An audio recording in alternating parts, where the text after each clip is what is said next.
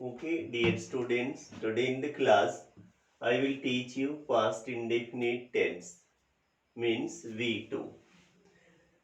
ये past indefinite tense को समझने के लिए बड़े ही हाई लेवल के एग्जाम में भी पास्ट इंडेफिनिट टेंस और पास्ट परफेक्ट टेंस दोनों का कॉम्बिनेशन समझना बहुत जरूरी होता है।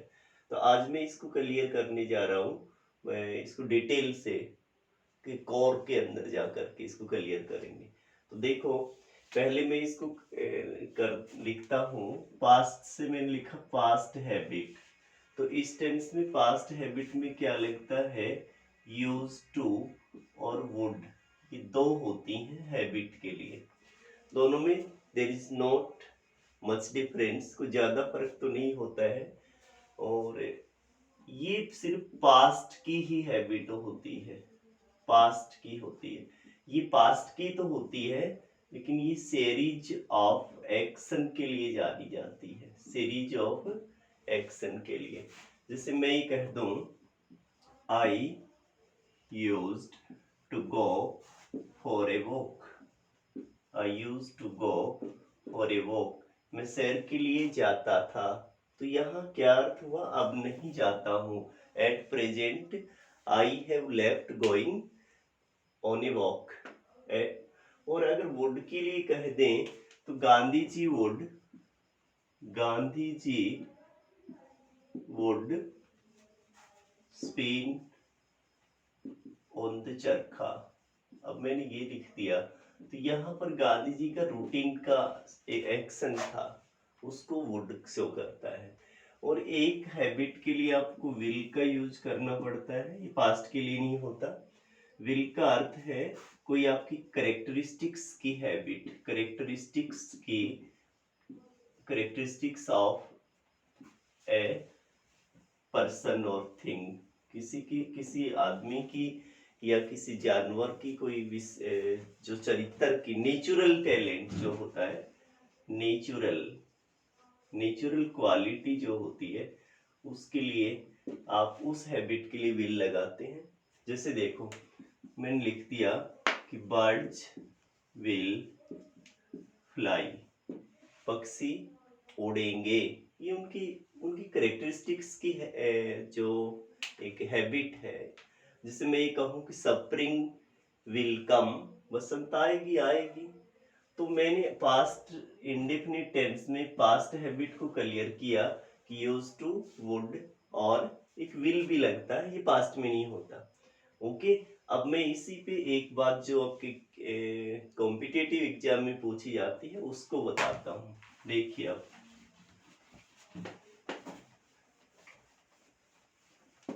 देखो, अब मैं कहता हूँ कि use to look forward to, take to, view to, accustomed to. ये वर्ड जो मैंने लिखे हैं, वर्ब लिखी हैं, अगर इन वर्ब्स के बाद टू के बाद V1 लगाते हैं, बिल्कुल सही बात है, V1 लगाते हैं। लेकिन अगर इनके साथ में, ये सारे वर्ड्स के साथ में बी फॉर्म मिल जाता है, सभी के साथ में बी। बी का अर्थ है is, am, am, are, was, were, है, जो। अगर वो मिल जाए, कि जैसे मैं ये कहूँ I am use to go for a walk, यहाँ पर आप बच्चों को क्या करना है, यहाँ इस टू के बाद V1 नहीं लगाएंगे, ING फॉर्म लगाएंगे, जिसको हम जेरेंट बोलते हैं। ओके, जेरेंट बोलते हैं। तो इन पर्सन कैसे आता है, क्वेश्चन कैसे पूछते हैं कि इन वर्ब्स के साथ टू आ जाता है और टू के बाद में पहली फॉर्म लगाते हो आप, वो गलती कर जाते हो। तो ये था हमारा पास्ट हैबिट। अब मैं इससे अगला पॉइंट चलता हूँ, पास्ट इंक्लूसिव पे चलता हूँ। ओके, अब मैं दूसरा पॉइंट आपको क्लियर करता हूँ, पास्ट इंक्लूसिव। पास्ट इंक्लूसिव का अर्थ होता है पास्ट को इंक्लूड करना, इंक्लूडिंग पास्ट। पास्ट इंक्लूसिव में आपका आता है बिफोर, आफ्टर, अनटिल और व्हेन का भी यूज कर लेते हैं, व्हेन का। ओके, अब मैं आपको एक सेंटेंस लिखता हूं।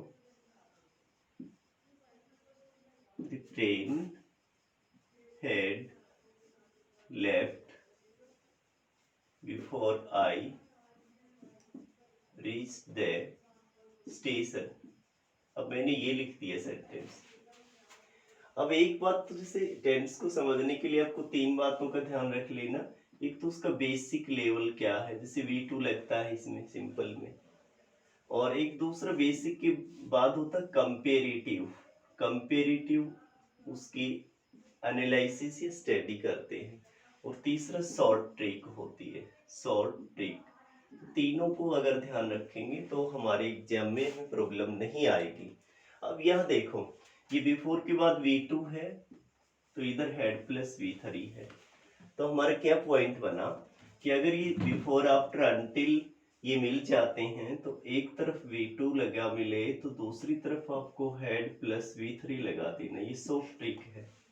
अगर इन्हीं के साथ अगर मैं यहाँ रीच कर दूं, यानी V1 कर दूं, तो यहाँ पर फ्यूचर परफेक्ट लगाना है, यानी will have, shall have plus V3, future perfect लगाएंगे। तो एक ही पास्ट इंक्लूसिव में ये तीनों बातें आपकी चलेंगी। V2 आता है तो हेड प्लस V3 लगाइए, V1 आता है तो फ्यूचर परफेक्ट लगाएंगे। ठीक है। अब एक और दिक्कत आती है, मैं आपको बता देता हूं अभी। पर्सन कैसे करेगा आपके सामने, वो देखो, एक बार ध्यान करेंगे कि वो लिख देगा द डॉक्टर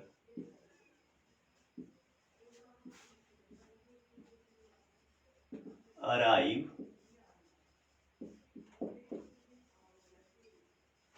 just before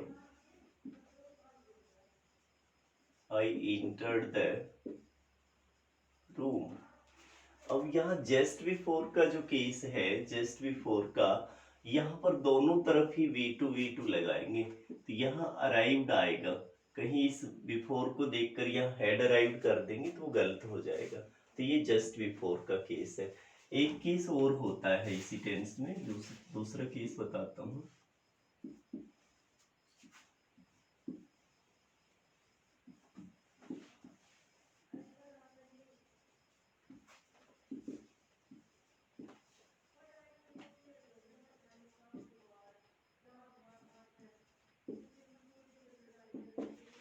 क्या लिखा, he leave the room since I went to him। जब मैं उसके पास गया तो कमरा छोड़कर चला गया। अब यहाँ ये सिंस जो है, इधर V2 आया है, लेकिन इस केस में बड़ा ही डिफिकल्ट केस है। ये बड़ा ही ये कहेंगे कि बड़ा डीप एक मीनिंग इसमें छिपा हुआ है। वो क्या है कि अगर सिंस के बाद इधर V2 आता है ना, तो इधर आपको प्रेजेंट परफेक्ट लगाना है। he has left the room since I went to him। तो ये केस है आपका। अब मैं चलता हूं थर्ड पॉइंट के ऊपर। मैंने पास्ट हैबिट को क्लियर किया और पास्ट इंक्लूसिव को क्लियर किया है, और थर्ड पॉइंट चलता हूं मैं पास्ट सब्जेक्टिव। पास्ट सब्जेक्टिव ये मूड होता है, पास्ट सब्जेक्टिव मूड होता है। ये देखने में तो पास्ट लगता है, लेकिन इसका रिजल्ट जो है वो प्रेजेंट में होता है। देखने में तो पास्ट लग रहा है, लेकिन इसका जो भाव है वो प्रेजेंट को शो करेगा। अब देखो, पास्ट सब्जेक्टिव में आपको क्या क्या लगाना है। If only, wish, had better, had rather, would rather, would sooner,